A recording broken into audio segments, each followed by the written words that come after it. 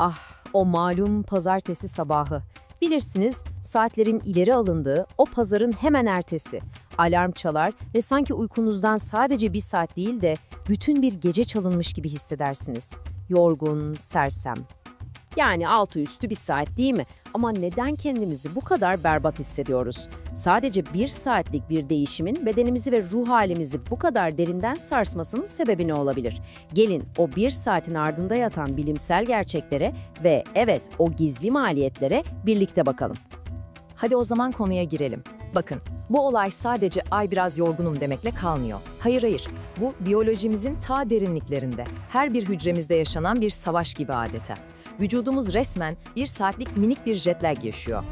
İşte işin kalbindeki bilimsel mekanizma bu, sirkadyen ritim. Düşünün, vücudumuzun kendi ana saati var. Patronu da kim? Işık. Bu saat, metabolizmamızdan tutun da hormonlarımıza kadar her şeyi tıkır tıkır yönetiyor. Siz bu saati aniden bir saat ileri atınca ne oluyor? Bütün sistem bir domino etkisiyle birbirine giriyor. İşte asıl kapışma da burada başlıyor.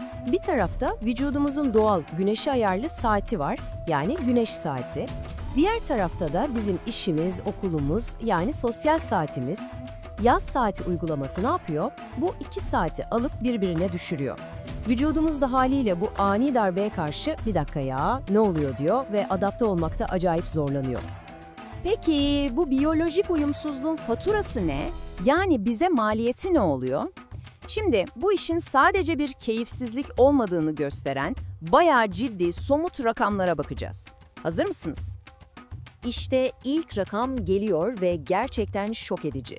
Michigan'daki hastane kayıtlarına bakmışlar ve ne görmüşler biliyor musunuz? Saatlerin ileri alındığı o ilk pazartesi var ya, işte o gün kalp krizi vakaları tam %24 artıyor.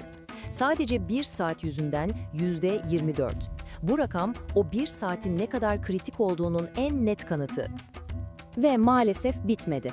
20 yıllık verileri inceleyen devasa bir çalışma var. Sonuç, saat değişimini takip eden hafta boyunca ölümcül trafik kazaları %6 artıyor. Sebep ne mi? Çok basit ama bir o kadar da korkutucu. O bir saatlik uykusuzluğun getirdiği küçücük bir dikkat dağınıklığı. Yani görüyorsunuz, liste uzayıp gidiyor. Etkiler bizim düşündüğümüzden çok daha geniş. Mesela araştırmalar iskemik inme vakalarında %8'lik bir artış olduğunu gösteriyor. Dahası da var, sabahları daha az gün ışığı almak demek, mutluluk hormonu dediğimiz serotonin seviyelerinin düşmesi demek. Bu da neye yol açıyor? Depresyon ve anksiyete riskinin artmasına. Şimdi buraya kadar anlattıklarım kulağa tamamen bir felaket senaryosu gibi geliyor biliyorum. Ama durun, hikayede beklenmedik bir viraj var. Şimdi anlatacaklarım sizi biraz şaşırtabilir. Çünkü bu yaz saati uygulamasının sağlık etkileri aslında sandığımızdan çok daha karmaşık bir konu. Yani hiç mi iyi bir yanı yok bu işin, her şey mi kötü? Acaba bu saat değişiminin hani böyle beklenmedik, hatta belki de olumlu bir tarafı olabilir mi? İnanılmaz ama gerçek, milyonlarca sağlık kaydını inceleyen dev bir araştırma, bahar geçişinden hemen sonra bazı enfeksiyonlarda ve bağışıklıkla ilgili hastalıklarda bir düşüş bulmuş. Evet, yanlış duymadınız, bir düşüş. İlk başta kulağa tamamen mantıksız geliyor değil mi? Peki, bunun açıklaması ne? Önde gelen teoriye göre vücudumuzun bu saat değişikliği yüzünden yaşadığı o hafif stres var ya, işte o kısa bir süreliğine bağışıklık sistemimizi adeta "savaşa hazır ol" moduna sokuyor. Savunma mekanizmalarımızı geçici olarak güçlendiriyor. Kısacası vücut küçük bir şokla kendini toparlıyor diyebiliriz. Peki, şimdi biraz geri çekilip büyük resme bakalım.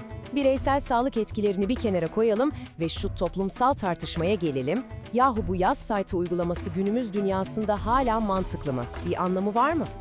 Şöyle bir tarihe gidelim isterseniz. Bu uygulama ilk ne zaman başlamış? 1918'de. Savaş zamanı. Amaç ne? Enerji tasarrufu. O zamandan bu yana da kaç kere değişti, kaç kere tartışıldı, hala da bitmedi bu tartışma. İşte zurnanın zırt dediği yer de burası.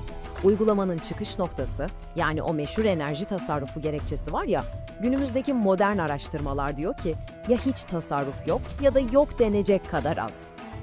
Durum böyle olunca insan sormadan edemiyor. 21. yüzyılda bu ısrar niye?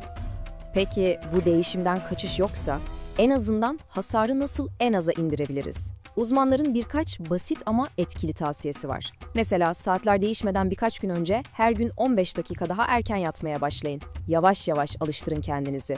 Ve en önemlisi, sabah uyanınca hemen dışarı çıkın, gün ışığı alın.